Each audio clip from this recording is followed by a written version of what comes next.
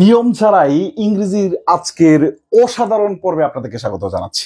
আজকে গ্রামার নিয়ে কোনো কথাই হবে না, বরং আমরা একটা প্যারাগ্রাফ দিয়ে 50টারও বেশি প্যারাগ্রাফ লেখার নিয়মটা শিখে ফেলবো আজকে। অনেকে আমরা ইংরেজিতে লিখতে পারি না, কিন্তু বাধ্য হয়ে পরীক্ষার হলে লিখতে হয় একটা স্ট্যান্ডার্ড ওয়েতে। একদম 100% স্ট্যান্ডার্ড তো আপনি একটা দিয়ে 50টা করলে পারবেন না। তারপরেও যারা একদম লিখতে পারেন না তাদের জন্য একটা বেস্ট ভিডিও বা বেস্ট কন্টেন্ট হতে যাচ্ছে ইনশাল্লাহ। কোনগুলা করতে পারবেন এরকম আমরা 4টা ভিডিও দেওয়ার ক্লাস দেওয়ার ইচ্ছা আছে। তো ফার্স্ট কনসেপ্টে প্রথম ভিডিওতে আমরা নেগেটিভ ইস্যুস নিয়ে কথা বলছি। আমি নেগেটিভ এখানে সব লিখতে পারিনি, নেগেটিভ ইস্যুস গুলা নিয়ে কথা বলেছি।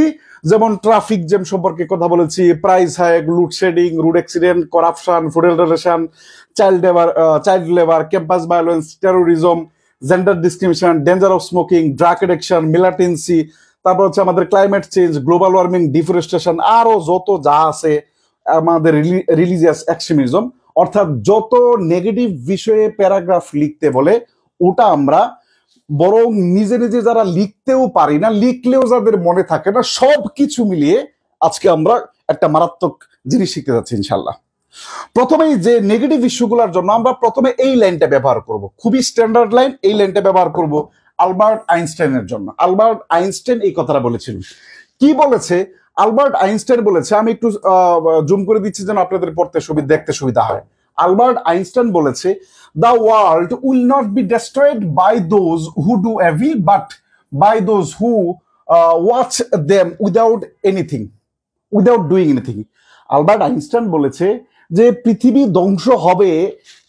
ধ্বংস হবে খারাপ কাজের জন্য না, যারা খারাপ কাজ করে, যারা মন্দ কাজ করে তাদের জন্য না, বরং যারা মন্দ কাজ দেখেও কোনো কিছু বলে না তাদের জন্য পৃথিবী ধ্বংস করে।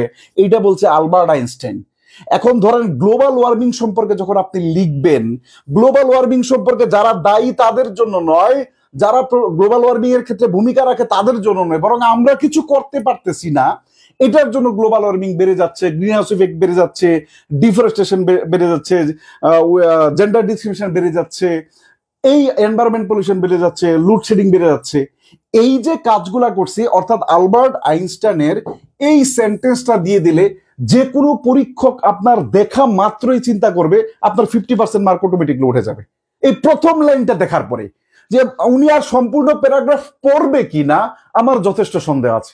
2 নম্বর লাইনটা যেটা লিখবেন, আমরা একটা নিয়ে কথা বলবো, জাস্ট গ্লোবাল ওয়ার্মিং নিয়ে কথা বলবো, বাকিরা আপনারা দেখবেন।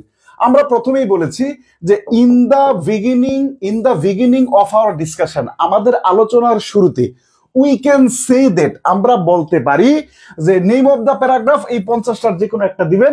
আমি যে কোনো একটা ধরলাম যে global warming has become one of the much talked issues held in both national and international atmosphere in the couple of years. বলছে কি, গত কয়েক বছর ধরে বিশ্বে দেশীয়, জাতীয় এবং আন্তর্জাতিকভাবে সবচেয়ে বেশি আলোচিত যে বিষয়গুলো আছে এই বিষয়গুলোর ভিতরে এই গ্লোবাল ওয়ার্মিং অন্যতম। তার মানে প্রথম আইনস্টাইন দিয়ে শুরু করেছেন, 2 নাম্বার বলেছেন যে আমরা যে পৃথিবীতে জাতীয় এবং আন্তর্জাতিকভাবে সবচেয়ে আলোচিত বিষয়গুলোর ভিতরে গ্লোবাল ওয়ার্মিং অন্যতম। তার কত চমৎকার হয়ে গেল। এর পরবর্তীতে আপনি 3 নাম্বার লাইন থেকে আপনি লেখা শুরু করবেন। কি শুরু করবেন? ঠিক এই জায়গা থেকে আমি একটু বলে দিলাম যেন আপনারা স্ক্রিনশট নিতে পারেন। We usually face different types of problem in our daily life. প্রাত্যহিক জীবনে আমরা বিভিন্ন সমস্যার সম্মুখীন হয়ে থাকি। Global warming is one of them. Global warming তার ভিতর অন্যতম। It is a severe threat to human life. এটা মানব জাতির জন্য, মানব জীবনের জন্য একটা হুমকি স্বরূপ। কত সুন্দর চমৎকার line.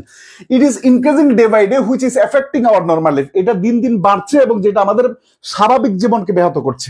It obstacle not only social development, এটা কেবল সামাজিক উন্নয়ন ব্যাহত করছে না, বরং আমাদের অর্থনৈতিক উন্নয়নে ব্যাহত করছে। এরপর আমরা বলছি যে এই কাজগুলোর জন্য আমরা human beings are most responsible for global warming. মানব জাতি এই গ্লোবাল ওয়ার্মিং এর জন্য বা উপরের নেগেটিভ যে কোনো ইস্যুর জন্য সব থেকে বেশি দেয়। It is going out of our control. এটা দিন দিন আমাদের কি হয়ে যাচ্ছে? কন্ট্রোলের বাইরে চলে যাচ্ছে। For a developing country like Bangladesh, একটা বাংলাদেশের মতো উন্নয়নশীল দেশের জন্য মানে global warming is a great concern for us. এটা আমাদের জন্য একটা খুবই উদ্বেগের বিষয় হয়ে দাঁড়িয়েছে। Government as well as NGO should take proper steps to prevent global warming as early as possible. আমাদের এইটা রিডিউস করার জন্য সব জায়গায় প্রিভেন্ট শব্দটা ব্যবহার করবেন না, রিডিউস, তারপরে ডিক্রিজ, এই শব্দগুলো ব্যবহার করবেন। সব জায়গায় প্রিভেন্ট, গ্লোবাল ওয়ার্মিং তো ডিরেক্টলি প্রিভেন্ট করা যাবে না, এই শব্দগুলো আপনি সিনোনিম ব্যবহার করবেন। এরপরে মোরওভার, তাছাড়া public awareness is a must in this regard, এই ক্ষেত্রে গণসচেতনতা খুবই গুরুত্বপূর্ণ ভূমিকা পালন করে। If we all work together against global warming, যদিও আমরা গ্লোবাল ওয়ার্মিং সম্পর্কে বা বিরুদ্ধে আমরা এর বিরুদ্ধে কাজ করতে পারি, তাহলে কি উই ক্যান হোপ, আমরা আশা করতে পারি to control dash in our country, আমাদের দেশে অথবা বিশ্বে লোডশেডিং টাইপের কিছু হলে দেশে, global warming, green house effect, এগুলো হচ্ছে আমরা ইন দ্য ওয়ার্ল্ড দিয়ে দিব।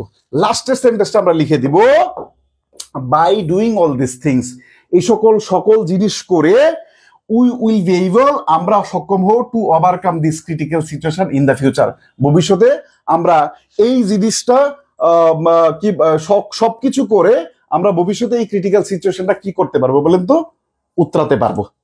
তা আমরা যে কোনো নেগেটিভ ইস্যুর জন্য, যেই কোনো নেগেটিভ, এটা আমরা একটু ভিডিওটা আপনার কি করবেন, একটু শেয়ার করে তারপরে স্ক্রিনশট দিয়ে তারপরে আপনি একটু খাতায় লিখে ফেলবেন।